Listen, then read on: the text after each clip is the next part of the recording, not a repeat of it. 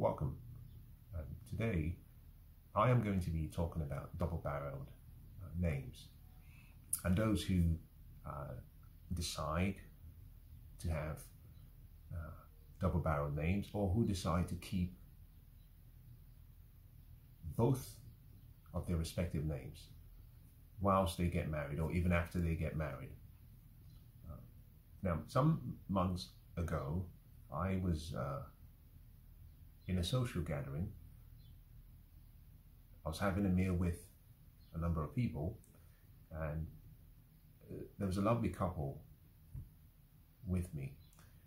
And so both of them got to talking about their engagement and soon-to-be wedding. She proceeded to talk about the fact that she has decided to keep her father's name, and he would keep his father's name. And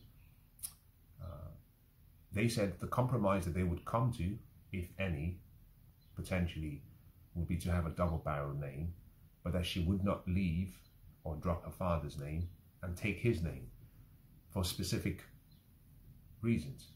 And as always, I was intrigued. From a place of curiosity, I asked why. Now, all along I asked simple questions. And the idea was just to understand people's journeys, reasons, preferences, maybe concerns. Now, she said to me that she believed in the feminist ideology, and that we live in a patriarchy, and for many years, historically speaking, men have behaved as though they own women, and she didn't subscribe to such a belief system, and therefore it was a way of taking a stance to say no, that she will not be controlled by a man, and that she would be an independent woman, even though she was going to be a married woman. Now, my experience from a historical perspective of double-barreled names is slightly different to most people. And so what I did was I inquired. I asked, if you choose the double-barreled name approach, what would be your reasons? Now, he indicated at that point that she'd in many ways given an ultimatum, that it would have to be both names, or the worst case scenario, double-barreled name, or she wouldn't get married. Now, many of you know my position and my perspective on ultimatums and people making such demands. And my view is simply for you to move on. Anyone who issues the ultimatum should be free to leave. No one has to be enslaved to another person. And so if anyone issues, and anyone who in the past has issued me with an ultimatum, has learned very quickly that I do not negotiate with terrorists. I do not negotiate with people who are unreasonable. I think people should be free to lead whatever lives or they choose. I also am a free person, and so I do not succumb to demands and ultimatums and conversations that I think are just unacceptable. I have a very, very low tolerance for such behavior. But I said to her that from my experience, that I had seen a number of people who had actually followed the same approach, and I never had the opportunity to speak to them in more detail to understand their reasoning. And if she was open to some questions, that I would be more than happy to ask. Certainly none of the questions were coming from a place of criticism. It was more from a place of curiosity. Now, she was happy to address whatever questions I had. So I asked her, what was her reason? Now, I have already conversed on her reason earlier. Primarily, it was simply a feminist, womanist motivation. Generally speaking, she asked me what I thought, but generally speaking, I said to her that historically, whenever there's been the idea of a double-barreled name, it has been for a number of specific reasons. The woman has come from a family of wealth, a lot of money, influence, fame, notoriety, or social standing. And there was a need for her to still be associated or affiliated with her family, although she's joining a new family. And it was in the best interest for both parties, her and her husband. And that in the absence of that there was no need. But there was one very specific one where it was considered perhaps the most important reason, and that was if her family had no offsprings.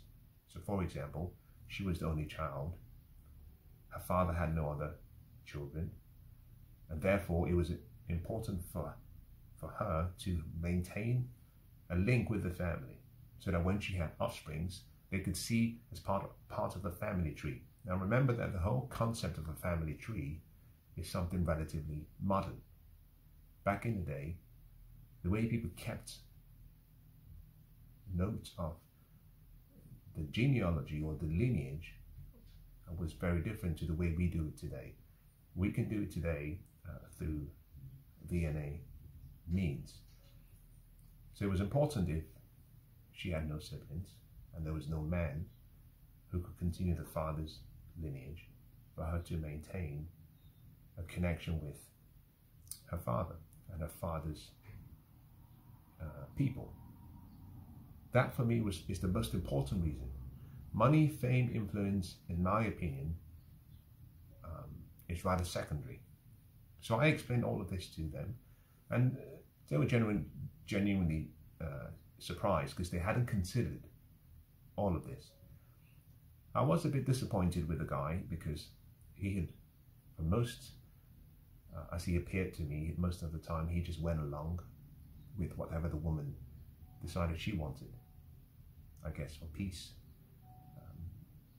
I consider that to be very, very, very, very wrong, because she set a precedence where ultimatums are issued, demands are made, with threats that if you do not do this, the wedding is off. If you don't accept this, I'm not getting married. My view has always been, you shouldn't negotiate with terrorists. You shouldn't negotiate with anyone trying to hold you hostage, especially if it's something you do not agree with. You should have the freedom to be able to express what you think in any relationship openly, and not to be chastised for having that view. But if that disagreement was not welcomed, then it means you're in the wrong relationship. It's quite simple. Now, I went on to say to him, because I noticed he was very quiet, I said, well, generally speaking, there is no benefit to men to be married. Now, he was about 32, so he was still quite young, in my opinion. I said, usually, I recommend men wait until 35 before they get married. Now, she was older than he was. I said, primarily because before 35, men have not really come into their manhood, and they're not quite mature. And it was necessary for him to ensure that he had achieved his goals or his dreams before moving down that path. For her, age and time was not on her side. So it was important for her to get married very soon, because she was quite open to having kids. So she needed to do that very quickly, but he didn't. I also said to him, well, there are no benefits to men being married, just as there are no benefits to women being married, although there are some incentives and stopgap measures that provide protection to the woman. And one of the things men can take away from marriage is the bringing forth of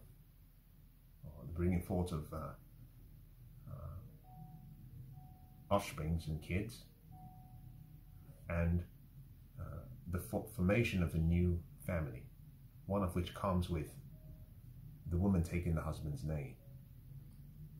I said, if it were me, there would be no wedding. The moment the woman said, "I'm not taking your name," the wedding was off. And I said the reason for that is because in the absence of all of the exclusionary conditions that I had already mentioned, now what it indicated to me was that the woman, her, had a rebellious spirit, rebellious attitude, that she was coming to the interaction with a third voice, the voice of feminism and womanism and independence, rather than the attitude of interdependence and union and togetherness. And I said, generally speaking, weddings and marriage simply means the death of two people and the birth of a new union where both parties serve each other as one. And the mindset of being independent, holding on to my father's name, was in many ways saying, I don't trust you, my husband to be, and I don't believe in this traditional gender roles, and I do not believe in the institution of marriage as traditionally defined, and I intend to redefine it. And I said, the problem I have with that is neither of you have sat down, from what you've shared with me, neither of you have sat down and itemized what you want and itemized your non-negotiables. But also you haven't actually negotiated on those items. You haven't allowed yourself to disagree or to question why one person wants a certain thing. He seemed to be giving into whatever she wanted. And I said, personally, the moment she said she wouldn't take my father's name or my name, my last name, the wedding was off, the marriage was off. But it would have also possibly brought the relationship to a close, because it indicated to me that there'll be trouble and there'll be problems ahead. Because any ideology that places the union both of you have and the values of that ideology as more superior to what you're trying to form will eventually topple what you're trying to form. Whenever what people believe in becomes much more important than the system or the institution is at risk, because people will sacrifice the institution for that ideology. And I said, a disagreeable spirit is not something that you can redeem. It's best to let that spirit remain free, because marriage puts people in a confined space. There are rules, there are boundaries, there are constraints, there are trade-offs, there are consequences. It's not always as attractive as people think. And if you do not come into the relationship with an open mind, you run the risk that you could potentially choose the path of least resistance, especially when you come across challenging times or experiences. And they were slightly surprised by the position I put forward. In any case, they asked some more questions. Interestingly, what it dawned on me, listening to both, was how much of we as parents, we as the older generation, are failing the younger generation by not explaining things and how life should be, not giving them the right foundations, not even fostering a dialogue of an environment of debate where ideas are allowed to come to the table, but you challenge the ideas, because sometimes ideas that you hold close to your heart, near and dear, could be sacrificed or could be exchanged for ideas that in the long run are not supposed to be yours. They belong to people who perhaps had terrible lives, frustrating experiences, and they've championed their experiences as a value or a value system. And most people are not questioning in how they think, therefore they do not stand guard at the gates of their minds and instead they simply accept someone who sounds sincere, someone who sounds truthful, someone who sounds visionary, and they take that gospel and they make it theirs. I won't go into detail on the other issues we talked about, but what came across in that interaction was that the woman wanted all of the benefits, the traditional benefits that came to marriage, but she wanted none of the responsibilities. Now, I would admit, she felt she was going to be coming to the table with her ability to provide, and she felt that that was a 50-50 arrangement. But she wanted all the benefits of marriage, none of the responsibilities. She wanted her husband to assume the typical traditional role that comes with marriage, but she wanted to be selective in the roles that she would play. For example, she said she didn't really cook, wasn't really keen on cooking, didn't really believe in cleaning, thought both would look after themselves independently without one person doing the work for two. Her view was, my body, my choice. The woman gets to decide when intimacy begins, when sex happens, when the baby is born. All of which I agree with. And it struck me as we conversed that there was something missing. And I was quite happy to address that elephant in the room. The elephant was, if you were going to keep your father's name, but the worst case scenario was that you would have double-barreled names. If you did not believe in the typical traditional family structure, and you did not believe in gender roles, if you did not believe that it was in a woman's interest to accept some of the man's requirements and how to meet his need, then that meant that you wanted to be effectively the way you have always been, which is unmarried, independent, and single. And that the elephant in the room was that all of what you have, or they had defined, is called dating. That they didn't have to change anything that was happening between both of them. They could simply remain as individuals. They didn't have to move in together, but if they wanted to, then that was perfectly fine.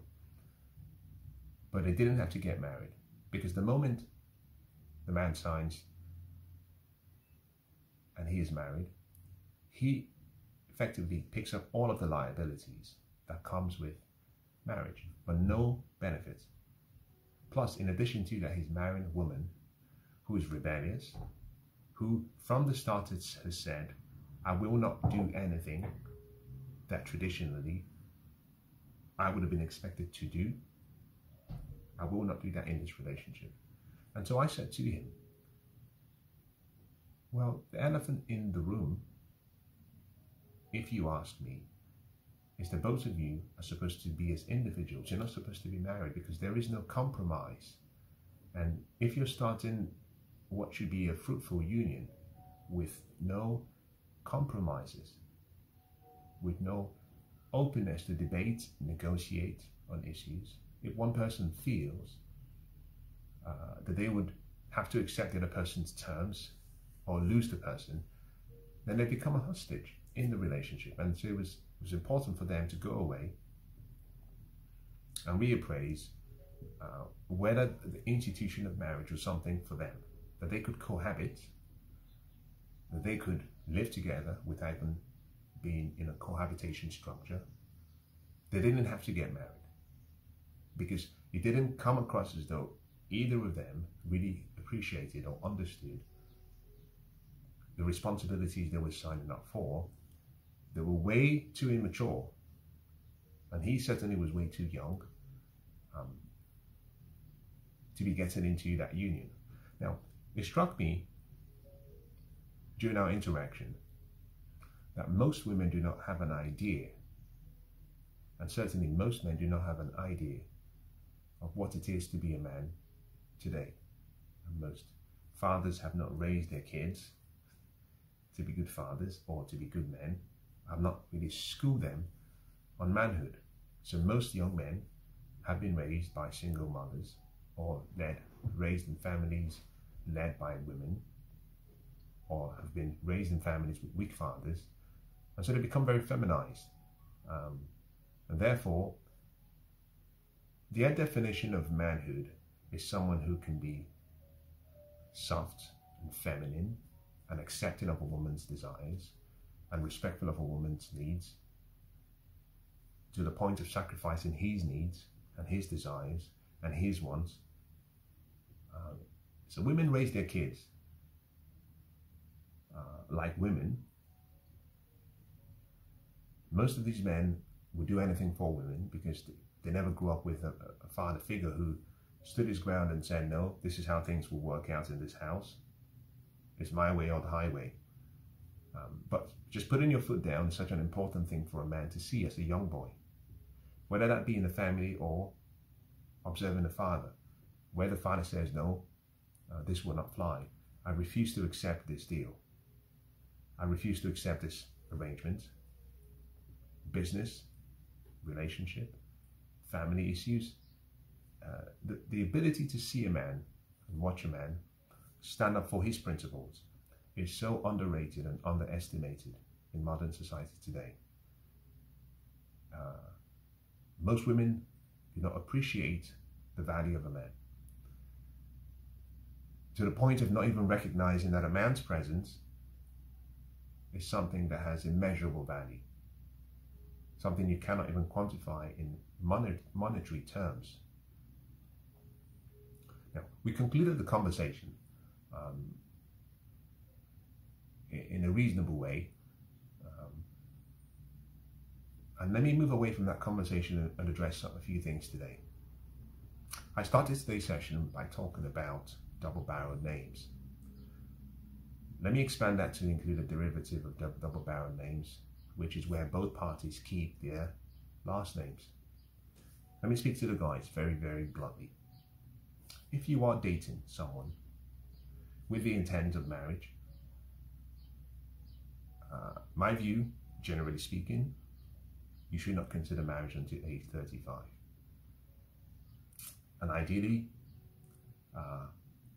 you should have achieved your dreams and goals before you get married.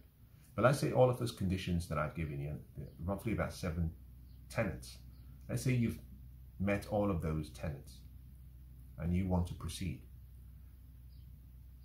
I would be of the view that if you meet someone who says, I will not take your last name, that is a red flag. The relationship should be called off immediately. Move on. If you meet someone who says, I want a double-barrel name, if they do not meet any of the conditions that I've given so far, the relationship should be called off immediately, without negotiation. Wish them well. If you've met someone who is giving you an ultimatum, a condition for marriage, that you accept whatever derivative of the naming structure that she puts forward, you should call off the relationship immediately. Now, in terms of derivative, I've met someone else who the man decided, because the woman insisted, that they would maintain their individual names, but their children will take her father's name. Now, she didn't meet any of the conditions that I had described thus far. This was a power play. She was trying to rebel against the structure as to why do the kids have to take the father's name? Why can't they take the mother's last name, which is the mother's father's name? I have no intentions of going into what this does in terms of fucking up a child's mind or messing up a child's mind. I have no intentions of talking about the importance of lineage and genealogy and where the seed comes from, where identity comes from. But I would say this: identity comes from the father. And so the father is the source. I won't go into the detail of what this could do to the child when the child grows up. She was married to a man who was very weak, very, very, very weak. And therefore he agreed to anything she said. I think in the future it would turn out to be true that he made a mistake in not being strong and firm and doing the right thing. In any case, if you're dating someone with such demands or ultimatums, just call up the relationship. There is no need to be married or to be in a mono relationship or to be living with someone or to be cohabiting or to be partners with someone if they want to keep all of the benefits but none of the responsibilities of a traditional relationship. Now, I believe I am, at the core, a feminist. I think men and women are equal. And if men and women are equal, both should come to the table and negotiate what they believe is the best for them in that union. But there should be some non-negotiables, absolutely non-negotiables, especially if kids will be involved. Now, I define relationships where both parties keep their last names, or relationships where you have a double-barreled naming arrangement and those relationships do not want to have children. I consider that to be simply dating. It has no difference with dating. For relationships where you want to keep your last names, your individual names, or you're happy to consider double-barrel names, but you want to have children, I consider that to be no different to what we have in modern society today, where you just simply have someone living with you. You have a roommate, some form of cohabitation, but you're not married. If those two arrangements exist, dating and some form of partnership arrangement where you live together and the woman has had kids for you, then that affirms what I've said so far today, which is that men can get all of the benefits of marriage without necessarily paying the price of marriage. And therefore, you don't have to go down the path of accepting what I think are terrible terms in a relationship. I'm going to generalize here, and this is an anecdotal generalization. I have found in all of the instances that I have come across, and I have to admit, I'm talking about maybe a dozen instances where the woman has kept her last name or they've had a double-barrel name. I have found perhaps in about a third of those relationships very, very significant marital issues or relationship issues, most of which have ended up in dissolution or divorce. For the other third, I have found very, very weak men, what I would call she-men, people who generally have no male backbone. And that creates a scenario where the woman makes all the decisions, and certainly that causes frustration over the long term. Now, for the remaining third, I have found that it could work, and it does work, because both parties sat down, negotiated what both parties wanted, were happy with the terms, and they moved forward with such terms. In any case, I disagree with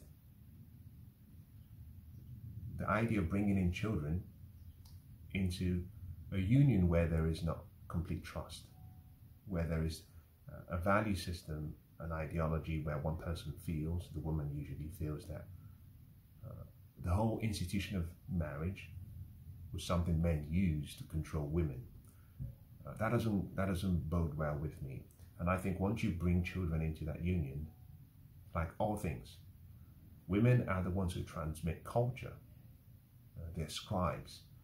They're the ones who raise kids. And what I've found is the woman starts to instill in that child all of her beliefs, recognizing that what we're talking about is an experiment since the 1970s, the feminism experiment. We can see how much havoc that has done across society. Certainly a lot of correlations and even some causal links. So I think people should choose whatever path they want. But I think, men, you have to become firm in simply saying, this is what I want. If you cannot meet these standards, it's a wrap. If we are going to get married, I expect the traditional benefits of marriage, and I expect to take the traditional responsibilities as the man. The same applies to you, the woman. I expect you to be able to provide me with the same level of service as I provide to you as the husband. Now, interestingly, let me just go back and say something. I asked this same couple, this is how messed up this ideology has become. I asked the couple a simple question. I said, let me create a scenario. Both of you are sleeping in the bedroom. You hear a noise downstairs. It indicates that someone has intruded into the house. The concern being, this could be a violent person. Which of you goes downstairs to look out for the other person's safety? I feel ashamed to say this. Both of them say that they would do it together. Now, I don't have an issue with doing it together. I have an issue with what happened next. He suggested, this is rather disgraceful, but he suggested that he would be quite open to her going down and checking. So I posed the question in a different way. I said, assuming we both leave this gathering and someone tries to attack both of you, who steps forward to protect the other? Now, he also suggested again that both of them would step forward. Now, I couldn't get my head around this, because traditionally one of the responsibilities we take on as men in marriage is the willingness to die for the woman. The way the structure has always worked, the man, the woman, protects the kids. So I said, if both of you come forward and both of you die, what happens to your offsprings? And they couldn't answer. And this indicated to me that I was dealing with people who simply had been raised in a very modern Western way without great thoughts about typical gender roles. Men, you should expect the typical gender roles from a woman. You should be willing to provide the typical gender responsibilities of a man. Now, in certain scenarios, that should be your default position. You negotiate from that place, that position downwards. And that's perfectly fine if both of you negotiate, come to an agreement on what you want. She might say, I don't like cooking, I'm not a good cook, I don't like cleaning, I can't clean. She might simply say, these are the rules in the house, you accept it or you don't. Her position is to make her best case of what she wants. You, on the other hand, should state what you're willing to live with and what you will not live without. And then you find a way not to compromise. I do not like compromises. You find a way to see whether you have some form of complementary skill sets and shared values. And where there are no shared values and complementary skills, it's time to call the relationship, bring it to an end. Walk away, because what you would find is problems in the future, where you have to do everything by consensus. Institutions do not work by consensus, which is why we have board of directors. Someone has to make the decision eventually.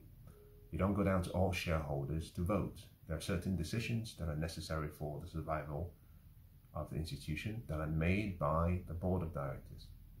In certain instances, the shareholders can choose or can elect to decide through the voting mechanism. But the idea that you would always be egalitarian in every decision you make as partners is exhausting. Women are not supposed to be exposed to such level of stress. There should be peace and calmness. Women should only be invited as a counsel, for support, for opinion, for advice, for guidance. But generally speaking, the man should be making the major decisions in certain areas. Not all areas, in certain areas. Anything that brings stress, the man should bear. And he should bear that alone. He might consult his wife, but he shouldn't burden her with all that emotional junk and load. But I'll say this to men, you should always state what you want. Now, generally speaking, it's not very hard. We want silence, which means we want peace. We want sex, and it has to be sex on demand. And finally, we want servitude. And how you bring about that servitude is open to negotiation. But both parties need to understand what the man wants. Now, for the woman, you get to decide what you want. If the woman cannot meet those 3 specific requirements, it's a wrap. Call the relationship to an end. We want you to wear a smile. We want you to go to the gym, look after yourself, stay in shape. We want sex on demand. We want peace. No bitching, no nagging, no complaining, no quarrels, no fighting. We want peace. If a woman cannot give you any of that, call that relationship to a close. If the woman constantly has to give her opinion when it's solicited or unsolicited, that is an indication that there will never be peace in that union. There will always be war, because there will never be consensus. One person doesn't trust the other person to make the decision. If that is something that is present in the relationship, it's time to call it to a close. Now, I hope that's been useful.